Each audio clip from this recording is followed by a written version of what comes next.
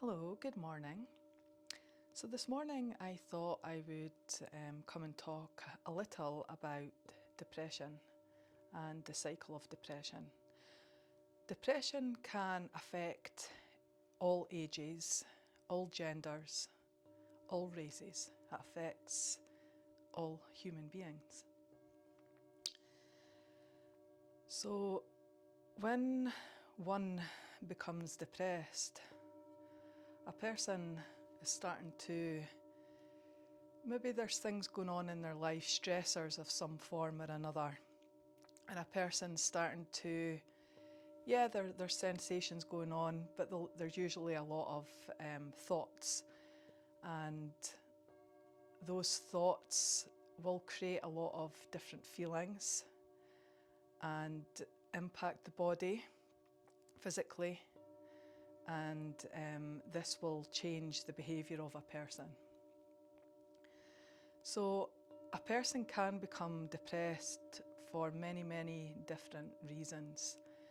Sometimes it can be quite complicated in the sense where, yes, there can be a predisposition to mental health, given the right environment, the circumstances that can bring it out. So let's look at, so say a person's living their life, they're going to work, they're going to school, there could be bullying going on at school or work, there could be pressures, there could be a lot of expectations placed on a person that could make them become overwhelmed. There could be a lot going on. There could be bereavement, there could be a breakup, a loss, there could be some sort of abuse taking place, physical, emotional, psychological. This is all going to have an impact on a person. There could be a lot of worries as well, like not having enough money to pay bills or getting food, the right types of food. There could be many things going on that could be triggering a person to become depressed. So thoughts that could occur could be like, there could be a lot of guilt, there could be a lot of shame, there could be a lot of feeling of worthlessness, not good enough, self-defeat, just that the thoughts are so low and down that the person's becoming very sad. They could be angry, they could be withdrawn from life, withdrawn from people, really going within themselves, stopping doing things that they once loved. So what can happen with depression, you've got something going on, you start having negative thoughts, and you start withdrawing into yourself, your motivation goes, you start to feel lethargic, just no energy. So if there's no energy, a person's not going to want to do something. Then it could be that they're cutting themselves off from the people that they were close with, they're not answering the phone, they're not going out. So they're really withdrawn. And that impact can, that behaviour change can make people around them think, what's going on? Oh, I'm not going to bother with them anymore. You know, so they're going to be quite isolated and lonely, the person, which is all, then you're in this cycle. So if you've cut yourself off, you might be feeling that you're sleeping a lot more, but the sleep isn't, it's not that you wake up and you feel fulfilled and happy and energized. It's a sleep that no matter how much sleep you have, you're still exhausted and you're tired. So there's that cycle. It's getting harder to break out of, to the point where a person isn't self-caring for themselves anymore. They're maybe not turning up to work, or they're turning up to school. They're not turning up to work or school, sorry. They're just not, they're not even maybe able to commit to their responsibilities. So things are really slipping. Things are getting quite difficult. Within that, you can guarantee that maybe eating isn't going to be a priority, so the body's not getting the nutrients that it's needing. If a person's become very sedentary, they're not moving about, so the body's not creating energy, it's not being motivated, so there's no motivation to change, it's just exhaustion. Life's become difficult to the point of it's unbearable, and perhaps not even wanting to live, feeling that they're such a burden that life is better off without them, and the people in their lives are better off without them. So you can see what's happening. The person's getting more shut down and shut down. And in the world, I know within the UK, suicide is still very, very high. And it's very high within men. And even though that research says that women might make more attempts, but men, they succeed more with termination, with completing their life, because of more aggressive forms of taking their life.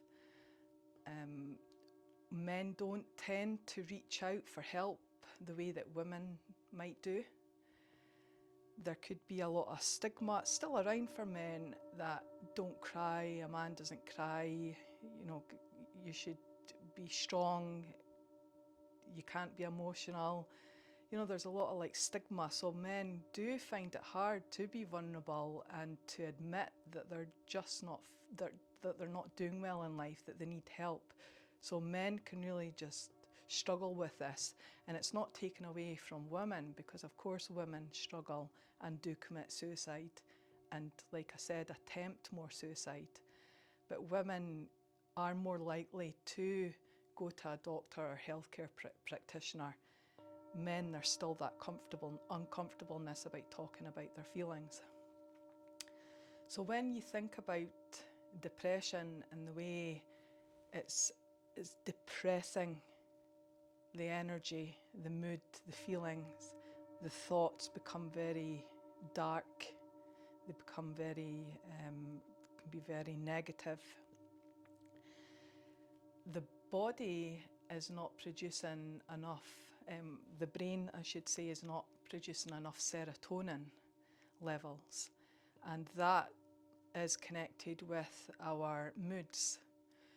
So that is why getting out in nature, exercise, eating a balanced diet is really beneficial, because it helps produce more serotonin.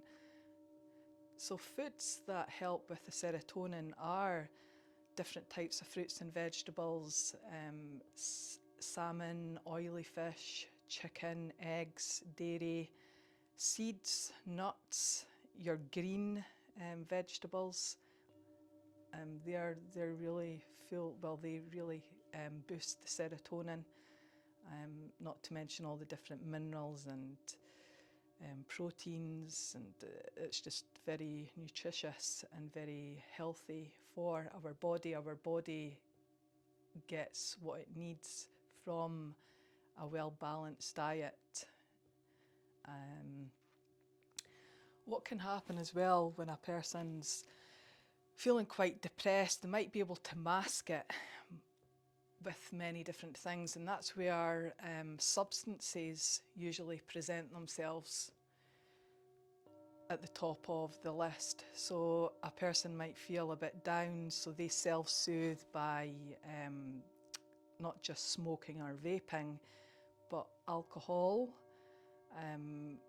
sort of weed,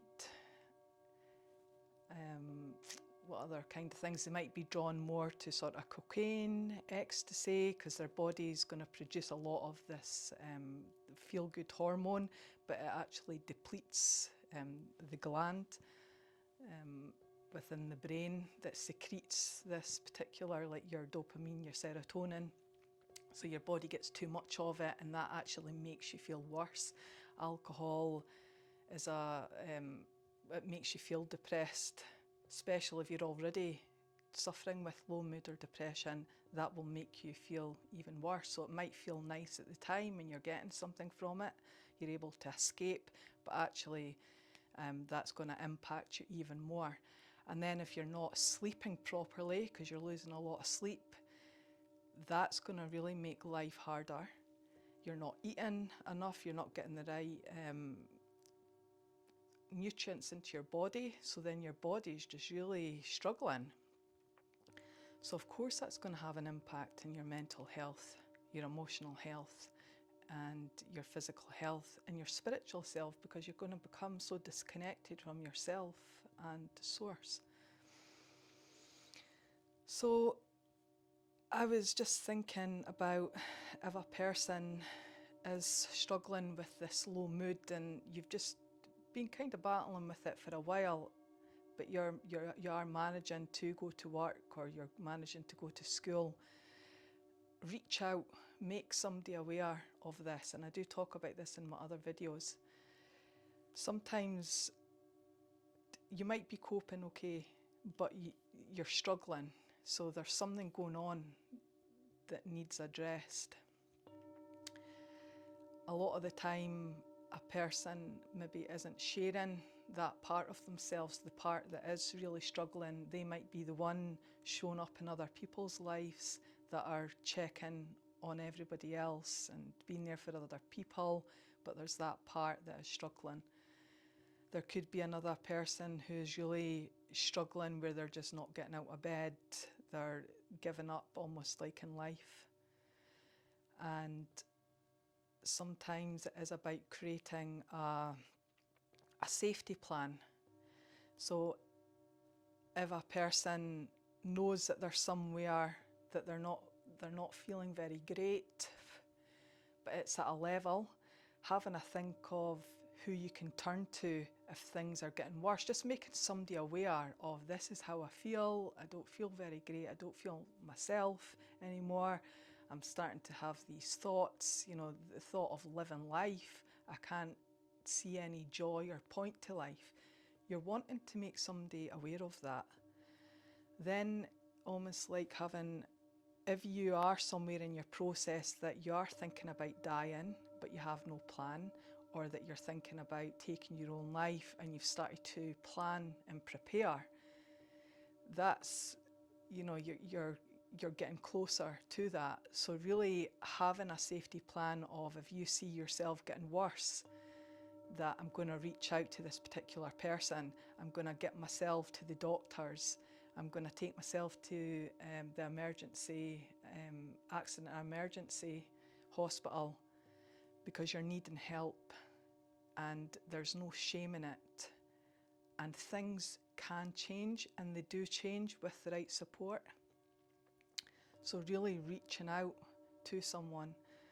And it is really heartbreaking, it breaks my heart, and I work with people, young children, and I've worked with adults in the past who have lost somebody to suicide, a parent or somebody they loved, a friend, and it's absolutely heartbreaking.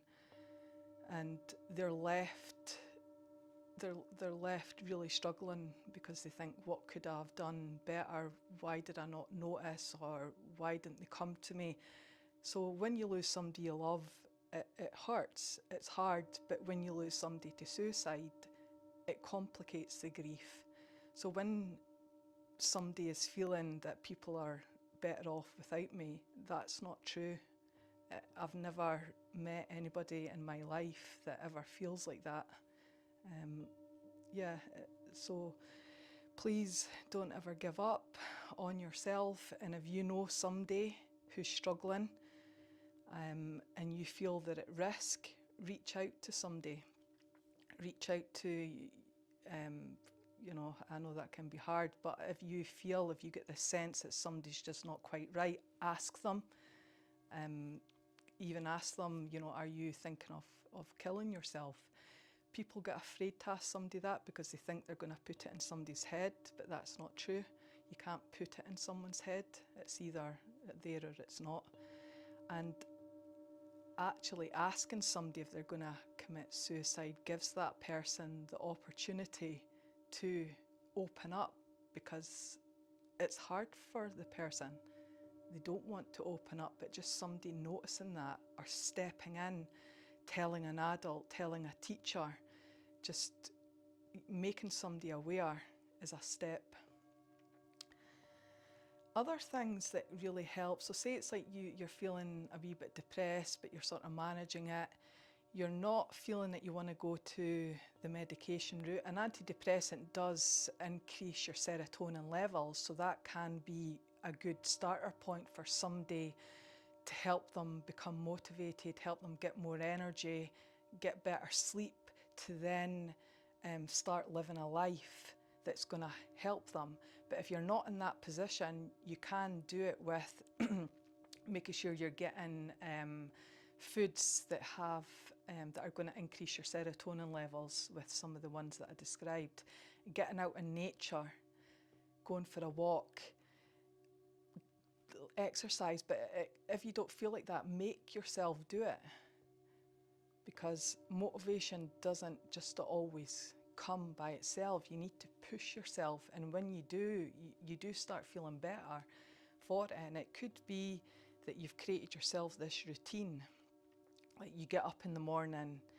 I've got some videos about the self-care. So get up in the morning, either brush your teeth, wash your face, get ready first, get a cup of tea or coffee, or some breakfast, get yourself out for a walk, or if you've got work or school, go to work and school. Then when you come back, try and make yourself go for just even a wee 20-minute walk, or go on a bike.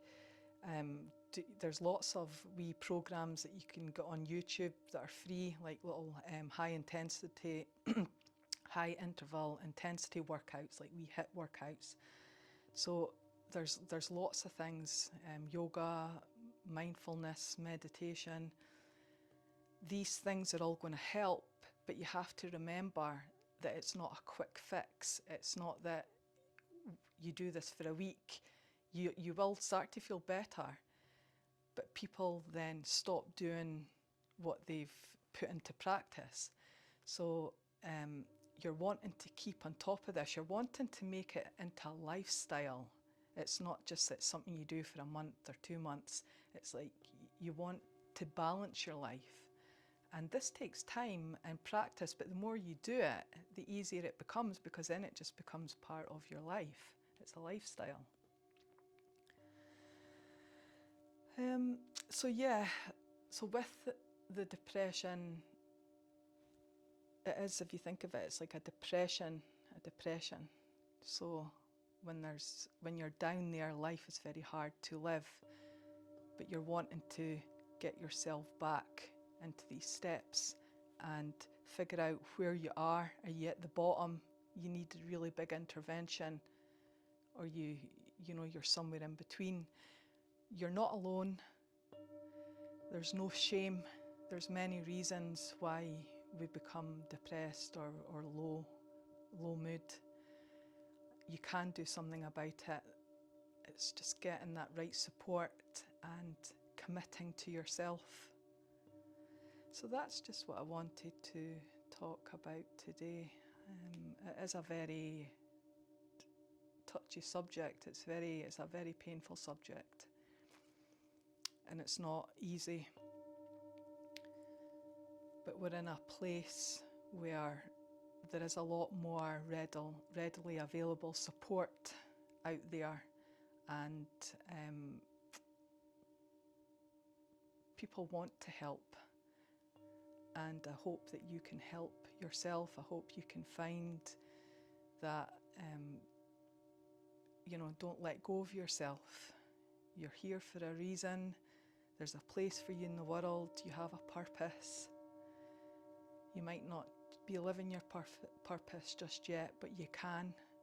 It's just getting steps. Remember, little baby steps, small steps, doing something small for yourself, grounding something into reality every day. And be gentle with yourself, and it's okay to have an off day, and it's okay to not want to talk to somebody today. But if this is happening a lot and you've really withdrawn from yourself, from others, from life, then that's a red flag. And if you're watching this and you know of somebody who's just slipped away from your life and you don't know why, just try and check in on that person if you can. And if somebody comes to your mind now that you know is struggling, reach out to them and find out how much they're struggling. Don't be afraid to ask if they're thinking of killing themselves, and find out where they are in their process. Is it just a thought, I want to die? Because that can happen. It's flight, isn't it? Life's become too much where you think the only option is to leave because you want that part to stop. You want to stop hurting. So find out where they are. Do they have a plan of action? Where are they? You know, have they already attempted it? Are they going to attempt it? Just get as much information as you can. I hope that you get the help that you need, and please don't ever give up on yourself, because you're so important and you're so valuable. Okay, and you will be and are loved by someone. Okay, bye.